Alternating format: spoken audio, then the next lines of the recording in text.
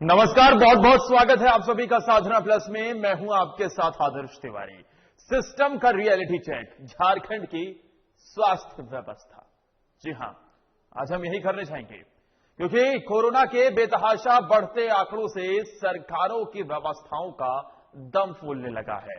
बेडों की कमी और ऑक्सीजन की किल्लत से लोग महामारी का शिकार हो रहे हैं, जान गंवा रही हैं। ऐसे में झारखंड सरकार भी हर एक कदम उठा रही है जिससे मरीजों का इलाज हो सके।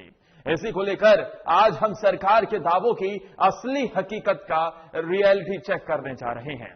आज हम पूछेंगे कि किस तरीके से झारखंड की स्वास्थ्य व्यवस्था और सरकार के दावों की असली हकीकत क्या है।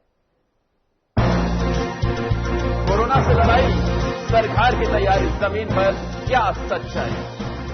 बढ़ती महामारी से लड़ने को झारखंड कितना तैयार है, सरकारी आदेशों का जमीन पर कितना पालन हो रहा है, वहीं झारखंड के अस्पतालों में बेडों की कैसी है व्यवस्था, सरकार के दावों की असली हकीकत का रियलिटी चेक।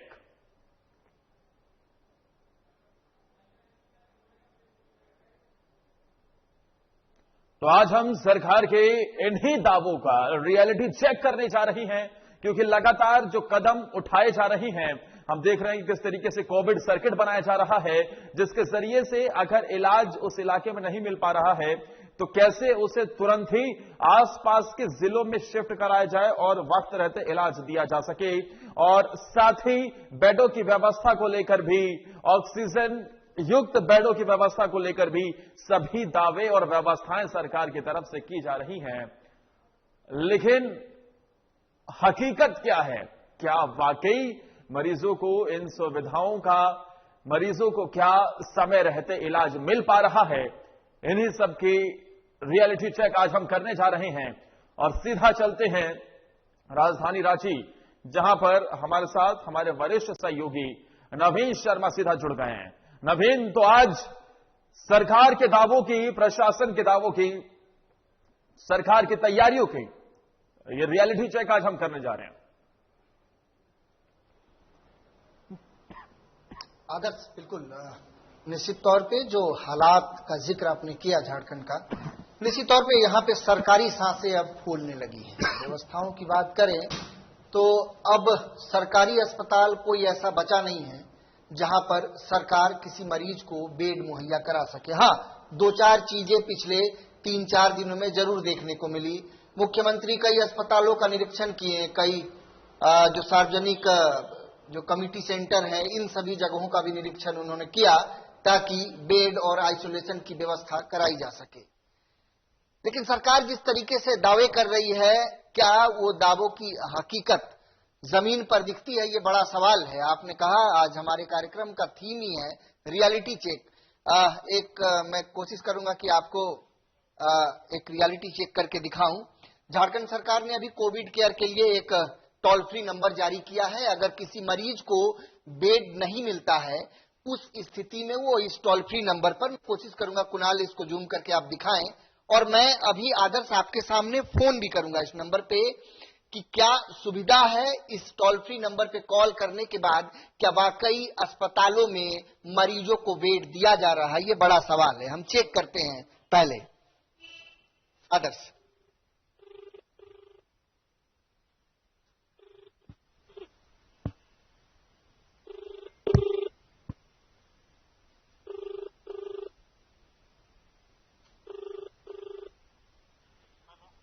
हेलो हेलो जी, मैं साधना न्यूज से बात कर रहा हूं।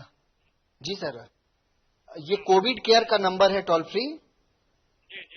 जी, आपके यहाँ बीना देवी हैं एक जो आईसीयू में बेड नंबर 22 में एडमिट हैं और सुबह से अभी तक किसी भी डॉक्टर के द्वारा अटेंड नहीं किया गया है। तो ऐसा कुछ मामला है, इसके लिए क्या कुछ किया जा सकता है? आप क्या, कौन सा हॉस्पिटल में है सर? ये सदर अस्पताल का मामला है सर। अच्छा, उसके लिए एक नंबर दे रहे हैं सर, वहां पर बात। हाँ, 06। अच्छा, तो ये आप कोई नंबर देंगे, उस नंबर पे मुझे बात करना होगा। जी जी। एक छोटी सी समस्या और है कि अगर एक मरीज और है जिसको एडमिट कराने की आवश्यकता है, सुबह से ही उस मरीज को लेके घूम रहे हैं, लेकिन अभी तक जो है उसे एडमिट नहीं मिल पाया, तो सर उसके लिए क्या करेंगे? ऑक्सीजन लेवल 40 है, उसका एज 47 साल है, नाम इंदिरा देवी है। अब उसके लिए क्या ऑप्शन है सर? राज्य में कहां पर उसे बेड मिल सकता है? बेड के लिए सर दिक्कत तो है, अभी हम लोग खाली होता है करते हैं। तो सर ये नंबर जो जारी किया गया है, ये तो सुविधाओं के लिए ही किया गया है ना सर? जी जी, सुविधाओं के लिए तो उसी में लगे हुए हैं सर, जहाँ बेड खाली होता है वहाँ पर बता दिया जाता है सर। तो अभी कोई ऑप्शन नहीं है बेड का? नहीं, अभी कहीं खाली नहीं है सर। कहीं खाली नहीं बेड सर? नहीं। Okay, thank you. तो आदर्श, आपने सुना, ये रियलिटी चेक हम लोगों ने किया।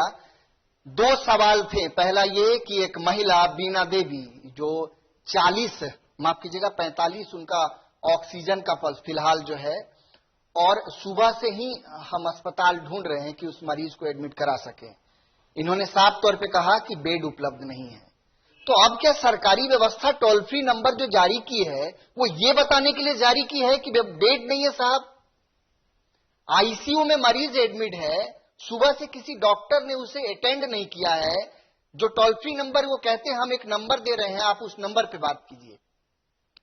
तो अब सवाल ये उठता है कि क्या इस तरीके से हम कोविड की महामारी से लड़ पाएंगे? आदर्श, बड़ा सवाल आज पूरे राज्य के सामने मुंह बाए खड़ी है, और इसका जवाब कौन देगा?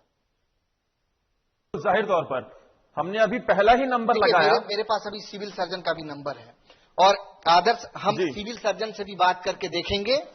और सुबह से ही जो है, जो आईसीयू में जिस पेशेंट को एडमिट किया गया है, जिसे अभी तक किसी डॉक्टर ने अटेंड नहीं किया है, हम सिविल सर्जन से बात करके देखते हैं पहले कि सिविल सर्जन इस मामले पर क्या कुछ कहते हैं। उन्हें भी सुन लेते हैं कि आखिर सरकारी व्यवस्थाओं की जो बात कही जा रही है, आखिर वो सरकारी व्यवस्था कितना दुरुस्त है। बिल्कुल।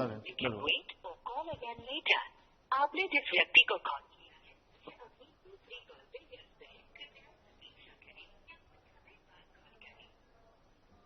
फिलहाल नंबर इनका वेटिंग जा रहा है। रियलिटी चेक करने उतरे हैं, तो आज हम रियलिटी चेक करेंगे आदर्श। लेकिन 2-4 चीजें मैं आपको बता दूं। मैं अपने दर्शकों को भी बताना चाहूंगा कि अपनी सुरक्षा अपने हाथों में है। एसडीएम फोन नहीं उठाते हैं, डीसी फोन नहीं उठाते हैं, रिम्स के जो डायरेक्टर हैं वो फोन नहीं उठाते हैं, सुप्रिंटेंडेंट फोन नहीं उठाते हैं। जो भी वरीय पदाधिकारी है, आज के डेट में अगर आप चाहेंगे कि वो अधिकारी आपका फोन उठा लें, तो वो साहब आपका फोन नहीं उठाएंगे। आपके सामने रियलिटी चेक कर रहा हूं मैं लगातार। जिन अधिकारियों के दम पर हम कोविड की लड़ाई लड़ना चाह रहे हैं, और सरकार जिन अधिकारियों के दम पर जमीन पर कोविड की लड़ाई लड़ना चाहती है, वो अधिकारी लोगों का फोन नहीं उठाते हैं। पूरे दिन आप फोन करते रह जाइए साहब, आप मरीजों को लेकर पूरे राजधानी में घूम जाइए, शायद ही डीसी आपका फोन उठा ले, शायद ही एसडीएम आपका फोन उठा ले, और तो और छोड़िए साहब, सीओ फोन नहीं उठाते हैं कि बॉडी लेने के लिए जब मरीज अस्पतालों का चक्कर काटते हैं कि साहब हमें हमारा बॉडी दे दिया जाए, तो उसके लिए भी सीओ को तेल लगाना पड़ता है। लेकिन उसके लिए भी जब परिजन पूरा दिन अस्पताल का चक्कर लगाते हैं, तब शायद जाकर के एक दिन या फिर दूसरे दिन उनको नंबर मिलता है। ऐसे हम लड़ेंगे कोविड की लड़ाई?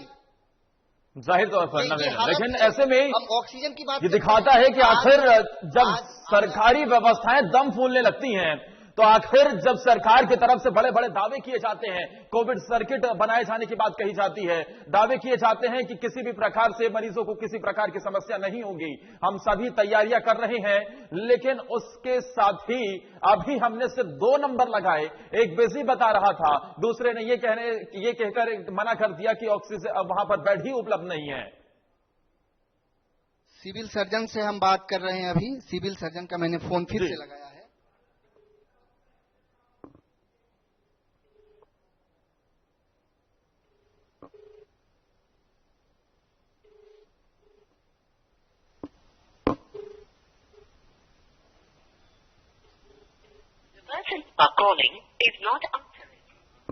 बिल्कुल बिल्कुल। और हमारे साथ नवीन, क्योंकि ये नंबर ही नहीं उठ रहा है, जरा सोचिए ऐसे में जो मरीज वाकई अस्पताल पहुंचते होंगे, वो नंबर लगा लगा कर परेशान हो जाते होंगे, लेकिन नंबर उठने का नाम नहीं लेता है।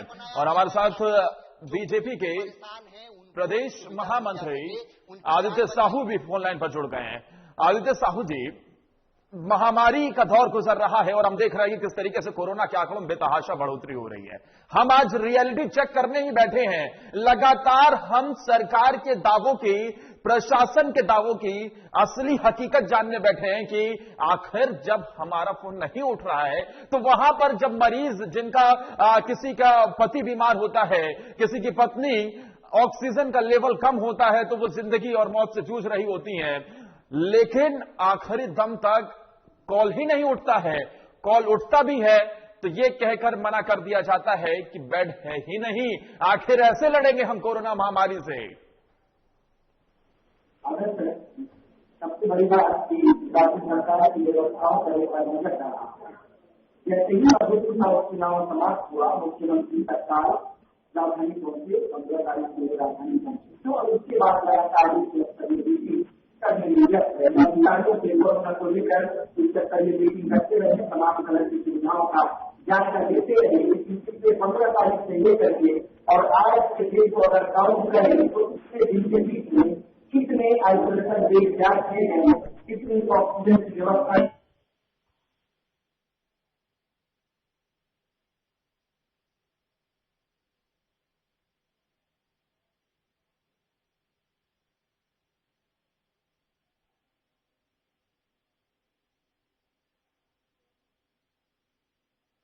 तो कोरोना के आंकड़ों में लगातार बढ़ोतरी हो रही है, आंकड़ों में इजाफा हो रहा है, लेकिन दूसरी तरफ सरकार के दावे हैं, व्यवस्थाओं को लेकर बड़े बड़े दावे हैं, लेकिन दूसरी तरफ दम तोड़ती जिंदगियां हैं।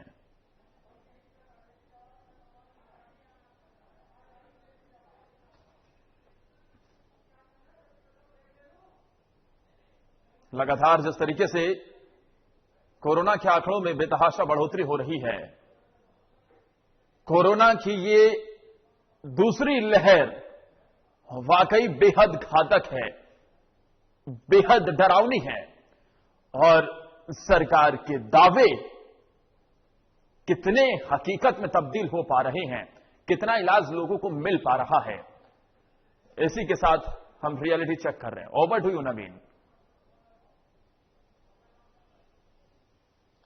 आदर्श, निश्चित तौर पे दरअसल इन दिनों जो मीडिया की अगर बात करें तो लगातार मीडिया को लेकर के एक सवाल उठ रहा है आदर्श कि हम लोगों को डरा रहे हैं, लेकिन वाकई सच कहें तो हम लोगों को डराना नहीं चाहते हैं और हमारा ये मकसद भी नहीं है। हमारा तो मकसद महज ये है कि आज के जो हालात हैं, राज्य सरकार हो या केंद्र सरकार, जनता को उसके हाल पर छोड़ दी है। यानी आपकी रक्षा अब आपके हाथों में है, आप सरकार के ऊपर बहुत ज्यादा डिपेंड नहीं है। रियलिटी चेक में आपने सुना कि जिस टोल फ्री नंबर की बात सरकार कहती है, सरकार कहती है कि 24 घंटे में आप जब भी फोन करें आपकी समस्याओं का समाधान होगा। साहब, यहां कहा जाता है कि बेड ही नहीं है। अब जरा सोचिए उन मरीजों के बारे में, उन परिजनों के बारे में जो बीती रात पूरे दिन, पूरी रात भर और फिर पूरे बिल्कुल नवीन, जाहिर तौर पर ऐसे में जो मरीज जिनके जो अपनी जिंदगी और मौत से जूझ रहे होते हैं, जो वहां पर इलाज के लिए चाहते हैं कि उन्हें बेड मिल जाए, उनके लिए व्यवस्था हो जाए, लेकिन किसी तरीके की व्यवस्था होती नहीं है। सरकार के दावे खोखले साबित होते हैं। हमारे साथ बीजेपी के प्रदेश महामंत्री आदित्य साहू भी फोन लाइन पर जुड़ गए, उन्हीं से सवाल लेते हैं। आदित्य साहू जी, जब सरकार की तरफ से दावे होते हैं कि हम व्यवस्थाएं कर रहे हैं, हमारे पास बेडों की कमी नहीं है, लगातार बेडों को बढ़ाया जा रहा है, लेकिन असली हकीकत कुछ और नजर आती है। आज हम जब रियलिटी चेक कर रहे हैं तो वो टोल फ्री नंबर जो सरकार की तरफ से जारी किया गया है, जिसके जरिए से सभी सुविधाओं को लेकर हम वहां पर सवाल कर सकते हैं और सभी सुविधाएं 24/7 उपलब्ध कराए जाने के लिए जो नंबर जारी किया गया है, आज उसकी भी हकीकत हमने देखी कि किस तरीके से यह साफ कह दिया गया कि बेड की व्यवस्था ही नहीं है। सिविल सर्जन फोन नहीं उठाते हैं, डीसी फोन नहीं उठाते हैं, मरीज जाए तो जाए कहां? क्या यह है झारखंड की स्वास्थ्य व्यवस्थाओं की असली हकीकत? देखिए, मैं कहना चाहता हूं कि झारखंड में जो सरकार चल रही है ये बिल्कुल संवेदनहीन, दिशाविहीन और अनुभवहीन सरकार है। और आज के दिन में शहर तो छोड़ दिए, गांव में भी मरीज करा रहे हैं। कहीं पर लोगों को बेड नहीं मिल रहा है, कहीं पर दवा नहीं मिल रही, कहीं पर कोई इलाज करने वाला नहीं मिल रहा है।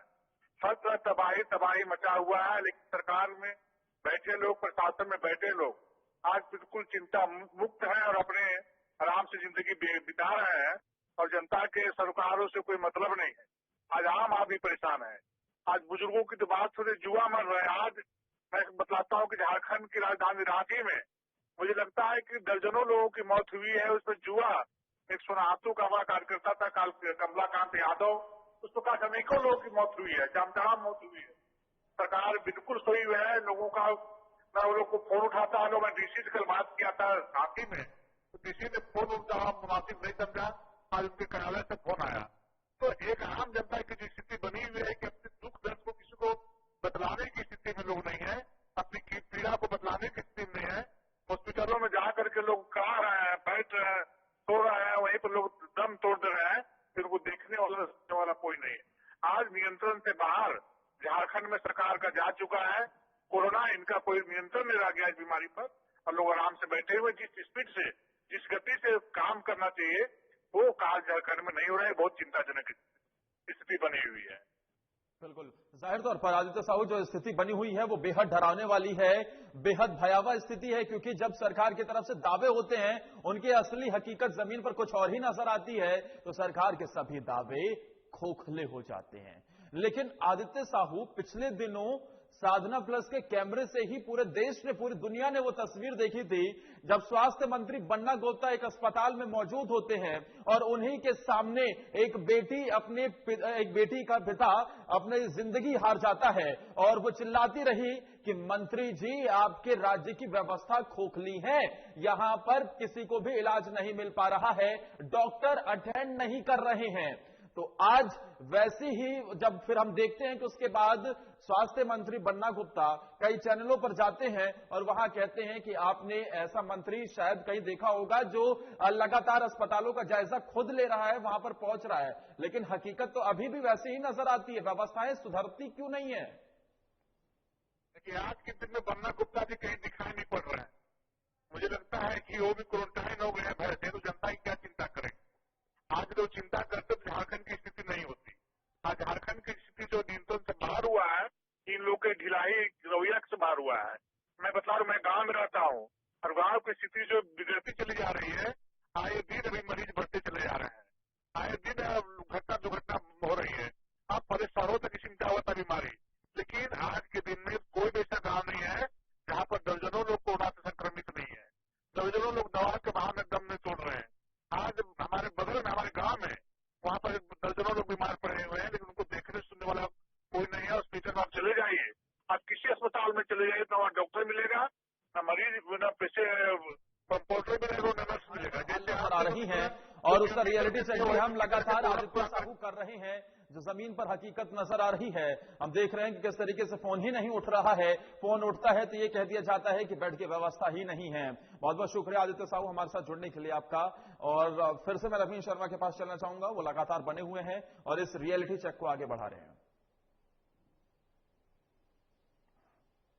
आदर्श, मेरे पास एक और नंबर है जिस बीना देवी का जिक्र हम कर रहे थे, ये दरअसल सदर के सुप्रिटेंडेंट का नंबर है। आपके सामने एक बार फिर हम रियलिटी का फैक्ट चेक करते हैं कि क्या स्थिति है। ये नंबर है, मैं कॉल लगा रहा हूं।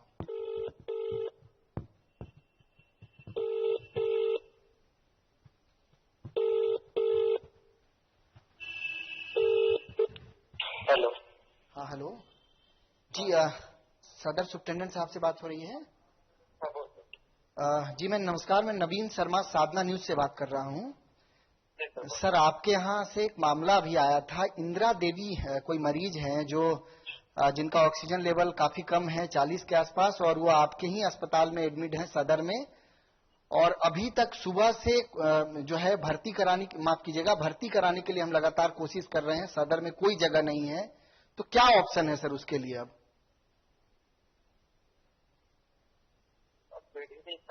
क्या कर सकते हैं? एक और मामला है सर, बीना देवी है कोई जो एडमिट है आपके सदर में रूम नंबर 4 में, और सुबह से आईसीयू में है, कोई भी अटेंड उनको अभी तक आईसीयू में डॉक्टर ने अटेंड नहीं किया है, तो इसकी जिम्मेदारी कौन लेगा सर? अभी तो तुरंत जाके देखिए डॉक्टर साहब। Sir ICU bed number sir 22 Bina Devi number था। हाँ 22 नंबर बेड है। अभी तुरंत हाँ। डॉक्टर साहब जाके देखें, हम उससे रिपोर्ट नहीं मांगे। ऑक्सीजन सेचुरेशन उनका 95 है, BP 130/80 है, ठीक है, नॉर्मल है। देख के आए अभी डॉक्टर साहब, एक्चुअली हम फोन के जगह पर दिखा दें सब कुछ बात। अच्छा सुप्रेंद्र साहब, कोई जगह अभी मरीज के लिए बेड कोई उपलब्ध? नहीं खा दिया केवल हमारा ऑक्सीजन वाला जो नॉर्मल बेड वो भी खुल है। बाहर लोग अभी लाइन में बैठे हुए हैं, अभी कहाँ से होगा, अभी भी मेरा कैसे हुए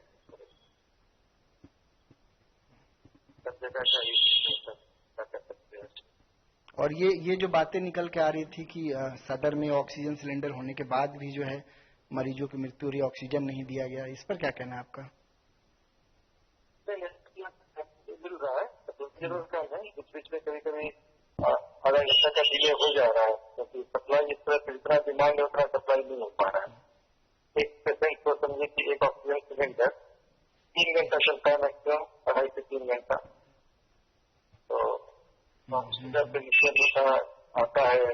मतलब कुल मिलाकर यही कह सकते हैं कि अभी और एडमिट का कोई चांसेस नहीं है, मतलब नहीं बिल्कुल पूरे फुल है और पूरी जितना है उसमें। Thank you sir. हम लोग तो आदर्श आपने सुना, हम सदर के सुप्रिंटेंडेंट से बात कर रहे थे और सदर अस्पताल राजधानी रांची में कोविड अस्पताल में इन दिनों तब्दील कर दिया गया है और कोविड के लिए कह सकते हैं कि वो मुख्य अस्पताल है फिलहाल राजधानी रांची में, क्योंकि वहां सारे मरीजों का कोविड मरीजों का ही इलाज किया जा रहा है। बेड बचे नहीं है। हमने जिस बीना देवी का जिक्र किया कि वो आईसीयू में एडमिट है, तो वो कह रहे हैं कि रिपोर्ट का इंतजार किया जा रहा है। इंदिरा देवी की बात हम लोगों ने की, जो सुबह से एडमिट कराने की कोशिश की जा रही है, वो कह रहे हैं कि बेड नहीं है, ऑक्सीजन वाले भी बेड हमारे पास उपलब्ध नहीं है, हमारे पास कोई ऑप्शन नहीं है। तो ये है हालात और हम कोशिश कर रहे हैं कि ये तमाम चीजें जो हैं जनता जाने और निश्चित तौर पे थोड़ा वो जागे, क्योंकि जो हालात हैं सरकारी व्यवस्था के दम पर शायद अपने आप बिल्कुल किस तरीके से सरकारी व्यवस्थाओं के दम खोल रहे हैं ये देखने को मिल रहा है जाहिर तौर पर। हमारे साथ राजेश ठाकुर जुड़ गए हैं, कांग्रेस के कार्यकारी अध्यक्ष हैं, वो फोन लाइन पर बने हुए हैं। राजेश ठाकुर जी, लगातार हम आज रियलिटी चेक कर रहे हैं, तमाम अस्पतालों का नंबर हमने लगाया, आपकी तरफ से जो टोल फ्री नंबर भी सरकार की तरफ से जारी किया गया है उस पर भी हमने बात करने की कोशिश की, लेकिन कहीं बेड नहीं है तो कहीं ये कह दिया जाता है कि हमारे पास व्यवस्थाएं नहीं है। आखिर कैसे मिलेगा कोरोना मरीजों को इलाज? देखिए, हम लोग तमाम तरह के प्रयास कर रहे हैं और समय ऐसा है जिसमें आपके अगर पिताजी किसी के बीमार हैं तो उनको ले जाने के लिए बेटा तैयार नहीं है। आप जब डेड बॉडी होती है उसको ले जाने के लिए 4 रिश्तेदार तैयार नहीं है। ऐसे में निश्चित रूप से बहुत मुश्किल का दौर है और हम लोग सारे प्रयास कर रहे हैं। आज ही मुख्यमंत्री जी ने पूरा एक सर्किट का वो किया है जिसमें ज्यादा से ज्यादा हम लोग ऑक्सीजन वाली बेड दिलवा सके, उसकी व्यवस्था कर रहे हैं। तो हम समझते हैं कि हम लोग पूरा प्रयास कर रहे हैं। और देखिए, अभी अगर जो हॉस्पिटल चल रहे हैं, ठीक है, उसमें मंत्री जी ने, हमारे बन्ना गुप्ता जी ने दौरा किया था। दौरा करने के बाद ये भी एक मुसीबत है कि आप बहुत कुछ एक्शन अभी लेने के उस पर नहीं है, क्योंकि आप जैसे ही एक्शन लेंगे या किसी हॉस्पिटल को सील कर देंगे तो फिर 50-100 लोग इलाज नहीं करवा पाएंगे। तो बहुत मुश्किल का दौर है। हम लोग सब लोग प्रयासरत हैं और हमें लगता है कि 1-2 दिन में स्थिति, हमारे अभी स्वास्थ्य सचिव बने हैं अरुण कुमार सिंह जी, और उसके बाद उन्होंने काफी कुछ संभाला है। आप तो जानते हैं, पिछले स्वास्थ्य सचिव के सोन खुद कोरोना पॉजिटिव हो गए थे, दर्जन भर जो अधिकारी हैं वो कोरोना पॉजिटिव हैं, सैकड़ों डॉक्टर नर्स कोरोना पॉजिटिव है। ऐसे में हम समझते हैं सब लोगों को संयम बरतने की भी जरूरत है और इलाज भी कराना हमारा दायित्व है, हम उसको पूरा करने का प्रयास कर रहे हैं। ठीक, बहुत बहुत शुक्रिया राजेश ठाकुर जी आपका हमारे साथ जुड़ने के लिए और ये सारी बातें बताने के लिए कि आखिर क्या तैयारियां नजर आ रही हैं। तो नवीन, हमने सुनवाया किस तरीके से राजेश ठाकुर भी कहते नजर आए कि हम लगातार व्यवस्थाओं को कर रहे हैं, मुश्किल भरा दौर है और इससे हम सबको मिलकर लड़ना होगा।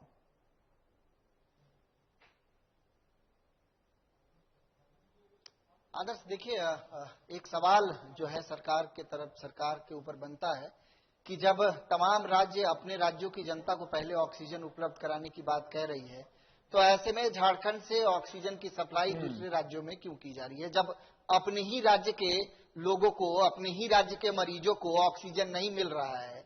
ऑक्सीजन से तबाही मची हुई है, हाहाकार मचा हुआ है राज्य में, मरीजों को ऑक्सीजन नहीं मिल रहा है। ऐसे में राज्य से जो ऑक्सीजन की सप्लाई है वो दूसरे राज्यों में कैसे की जा सकती है? किसी भी राज्य की ये जिम्मेदारी है कि सबसे पहले वो अपने राज्य की जनता की हित की चिंता करे, पहले अपने मरीजों को वो ऑक्सीजन मुहैया कराए, उसके बाद उसकी सप्लाई करे। लेकिन सरकार के संज्ञान में ये तमाम बातें हैं, इसके बावजूद भी कोई सरकार कोई बहुत निर्णायक कदम नहीं ले रही है। नवीन रोकते हुए बहुत जल्दी से बताइएगा, क्योंकि वक्त की बहुत कमी है हमारे पास। मौजूदा हालात क्या है कोरोना के झारखंड से? देखिए, अब जहां तक कोरोना के मौजूदा हालात को लेकर के चर्चा करें तो देखिए, 3-4 राज्य जो सबसे ज्यादा प्रभावित है, उसमें राजधानी रांची, चाहे आप जमशेदपुर की बात करें, बोकारो की बात करें, अब मृत्यु रेट लगभग रोज 60 के पार पहुंच चुका है। हालांकि इन सब के बीच जहां तक आप मरने वालों की बात करें आंकड़ों की, तो रोज जो है 24 घंटे में 60 से 65 लोगों की मृत्यु तो हो रही है। रिकवर रेट की अगर चर्चा करें तो कम से कम जो है 95% के आसपास जो है वो रिकवर रेट अभी भी झारखंड में बना हुआ है। लेकिन ये कह सकते हैं कि देश के रिकवर रेट में और झारखंड के रिकवर रेट में अंतर है। यानी फिलहाल झारखंड की स्थिति कोई बहुत ज्यादा अच्छी नहीं है, क्योंकि देश के रिकवर रेट से झारखंड का रिकवर रेट काफी कम है। बहुत बहुत शुक्रिया नवीन, जुड़ने के लिए हमारे साथ और तमाम जानकारी देने के लिए, इस रियलिटी चेक का हिस्सा होने के लिए और बाकायदा रियलिटी चेक करने के लिए सभी अधिकारियों को, सभी जिम्मेदार पद पर बैठे लोगों को संपर्क करके ये जानने की कोशिश करने की कि आखिर किस तरीके की व्यवस्थाएं हैं, लोगों को किस तरीके की व्यवस्थाएं आखिरकार मिल रही है। तो ये हमने आपको दिखाया रियलिटी चेक, झारखंड सरकार के कोरोना को लेकर दावों की असली हकीकत क्या है, इसे हमने देखा। फिलहाल के लिए इतना ही। अपना और अपनों का बहुत ख्याल रखिए। नमस्कार।